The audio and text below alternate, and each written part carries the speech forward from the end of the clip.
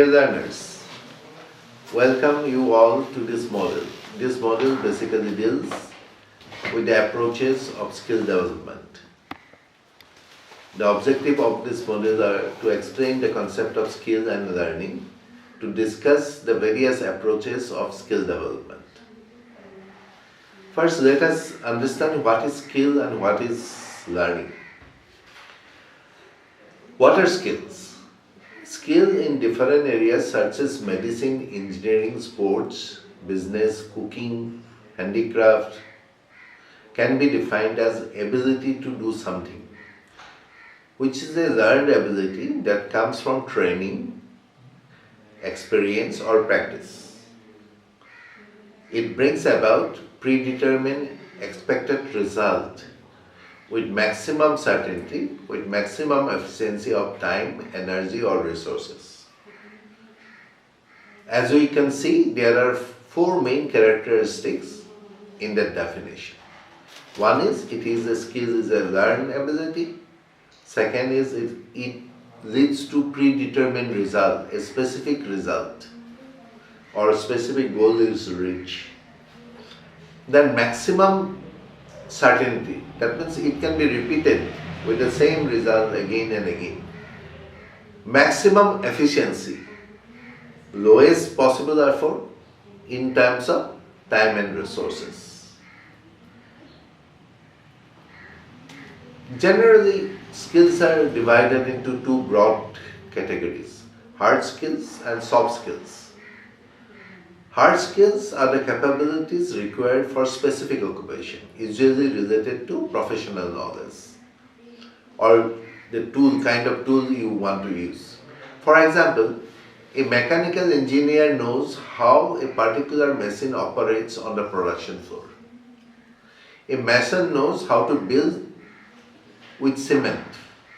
A dairy owner knows about cow and milk. A pickle maker knows how to make pickle. These are hard skills.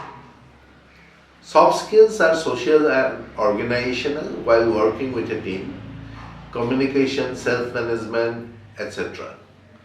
They are vital for one's professional and entrepreneurial success. Why it is important? Because example itself will tell you why it is important. What are examples of some of the examples of soft skills? Their time management. Can you manage your own time? Are you reliable? Can you work in a team? How is your interpersonal communication? How is your desire to be trained? Do you demonstrate integrity or ethical behavior? Are you motivated? Do you have got a positive attitude? Can you critically examine your information and solve your problem? These are soft skills. Soft skills are usually hard to observe, unlike hard skills. Hard skills are easy to observe. You have got this skill. You know how to make a roti. It's a hard skill. But to make a roti, you have to have patience also. That is not tangible. You can't see how much patience the person should have in making the roti round or making the roti proper. You know how to put maida, how to do this, how to do that, how to put that in a tawa. All these are hard skills. I hope I am making myself clear. Generally, some other people call them technical skills. Like I in earlier model used the term technical skills. And soft skills, rather than soft skills, I use the term strategic, managerial or behavioral skills. Here I would like to say something about behavioral skills, lest I forget later on. See, in business, ultimately it is relationship management. How it is relationship management? From the supply side, there is somebody who is supplying your things. In the demand side, there is somebody who is buying your things. In the production flow, there are people who are working with you.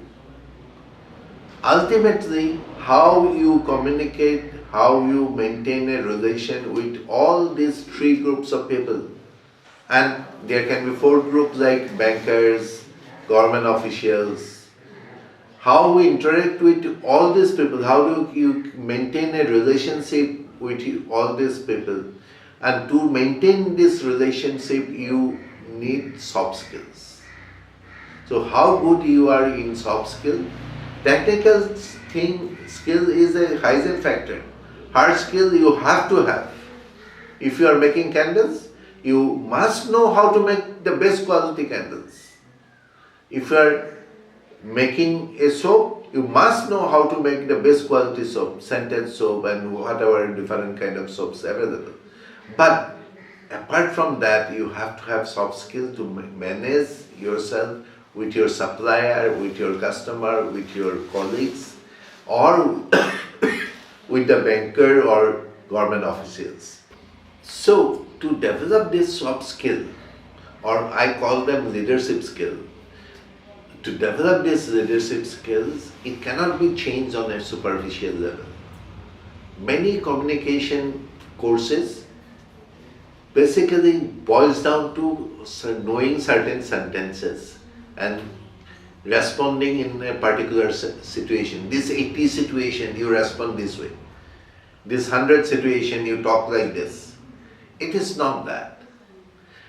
If you don't have empathy or respect to the other person, that means changing of your mindset, you cannot have a good communication with the other person. It becomes very clear after some time. If you don't have respect or empathy to the other person, your communication with the other person cannot be good. So this mindset behavior, it takes place only when you are exposed to different new kind of thing and learning while doing and reinforcing what you learn every day. So that's why I always said that it has become a new approach to have a coach. The approaches of developing skills, that is the topic of this particular module, has become increasingly diverse. Many changes has taken place. One of the main changes which has happened is that online learning has come into play. So learning has become easy and access to information has become easy or cheap also. So instead of a traditional degree kind of a thing, you have short training courses to learn or train certain aspect. So it is rather than a fixed menu, it is a a la carte menu where you can choose what you need. So that is one of the biggest changes happening in the approaches. Earlier what used to happen? This is the total course. Whether you like it or not, you have to undergo the total course, the entire course. Now you can pick up. I will pick up only this portion of the course and learn this portion of the course so that it becomes I become better or more efficient in my work. And another approach which has undergone a change is that it is learning. Earlier what used to happen? Earlier you used to given certain things as modules or something like it's a teaching mode. I tell you, you listen. Now I don't tell you. I just give you certain pointers and you travel through the way in the process, you learn yourself. I just give you certain tips that this is the way to go about doing things and you self-learn. That is these two things. One is online, one is self-learning. These two things has become the biggest change in recent years has taken about the approaches of skill building. Now there is a new approach, what is known as competence-based learning. Basically, competence is you are doing a job, a particular job. You require to do say, a particular job in a particular sector. To learn that, you don't have to go the entire thing. So I'll give an example. You don't have to become, if your job is very specific, see that a particular kind of machine you need to operate. You don't have to learn the entire 4-year mechanical engineering course to know about how to operate that machine. You just learn how to operate that machine. That competence-based, it has got its own shortcomings. It has got own classes because it is very specific. It takes very little time, and your basic educational background need not be very high to learn that. Whereas to have a very holistic approach about learning, you need more time, more money, and you have to have certain basic educational exposure. So this kind of competence-based learning makes a person what he should be able to do in a particular job, so able to show a particular kind of competence in that particular job. Accounts can be also another example. So what is needed exactly in performing that job, and it is given. That is basically basic thing of competence-based learning. In recent years, it has undergone change from teaching method. It has become more of a peer-to-peer social network learning. Open educational resources, learning management systems, and online advising and coaching. You have got YouTube videos also, this. This is online advising and coaching. It is important to note that it seeks to promote ability of the person to learn how to learn. So once you know how to learn, you get to learn things by yourself. You have to know how to learn. You have to know how to access information. And there is a very old but time-tested approach, experience-based learning or learning while doing. Confucius very famously said, "Tell me, I'll forget. Show me, I may remember. Involve me, I'll understand." So this is the basic motto of experiential learning. Through concrete experience, personal reflection, you learn new things. Then we all know about vocational training. It's almost like the similar kind of specific competence-based learning process. And the thing which I have gained, we have already said, informal self-directed learning. I pick and choose from different learning tools or learning models what I need to learn. That a la carte kind of a situation I told you earlier. I pick up a particular chapter from this course and particular chapter from another course. This a la carte kind of a means from the menu I choose and pick and choose kind of a situation. It's and mentoring and apprenticeship has been very old thing. In our olden time, people used to learn under the guidance of an expert or a mentor. This has come back into the vogue again because it shortens the period, because the mentor is handing over his or her experience in a particular kind of work to you. So it shortens the period of work, learning process. The formal education always will be there. Formal education through universities.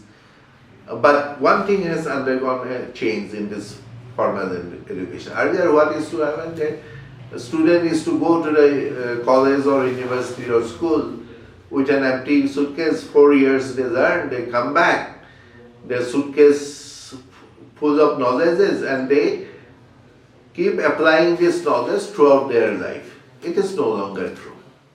One needs to continuously upgrade despite knowing a particular profession in detail.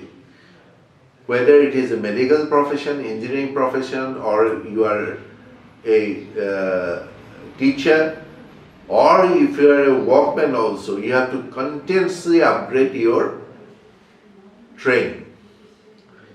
So this approach, that's why a continuous upgrading approach has come into vogue.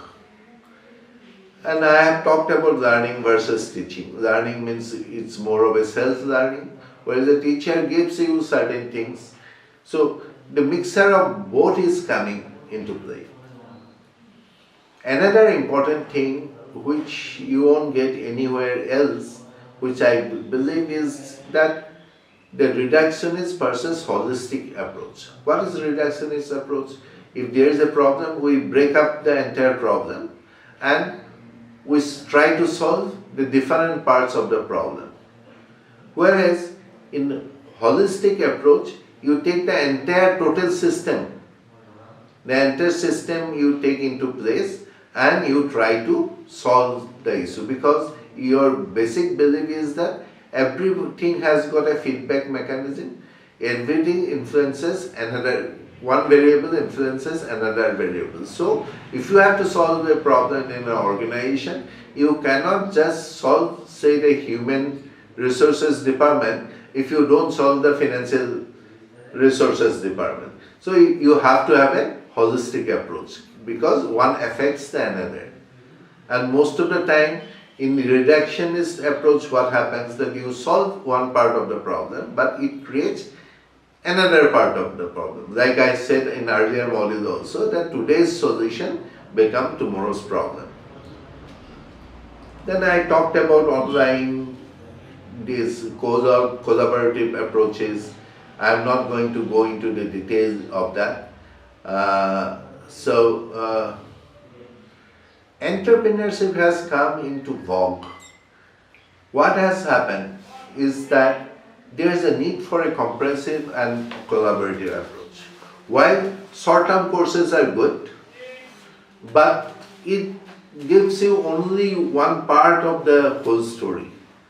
So you don't become a lifelong learner, lifelong expert by doing certain short-term courses. So there has to be change in the approach.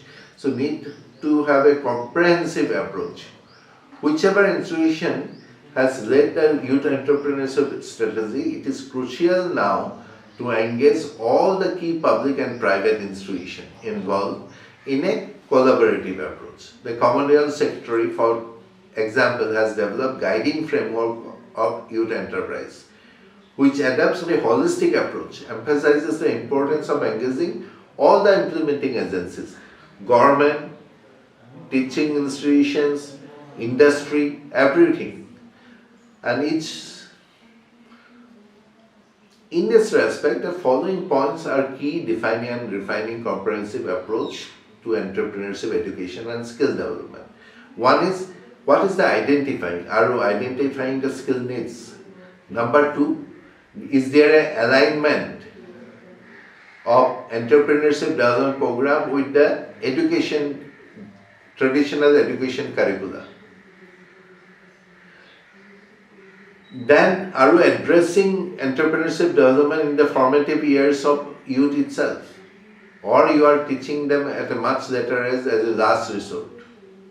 So the coordination of higher education in setting up a mentoring program with experienced entrepreneurs, promoting network opportunities with business leaders, academic exchange program with leading institutions on entrepreneurship has become very vital.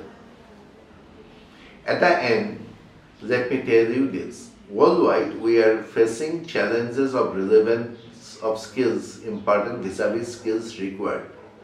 Gone are the days when institutes and universities equip people with degrees and they could carry on with lifetime of work with little more additional skills learned through experiences or training exposures. With fast changing world, where new skills are required every day, one needs to learn how to learn or relearn.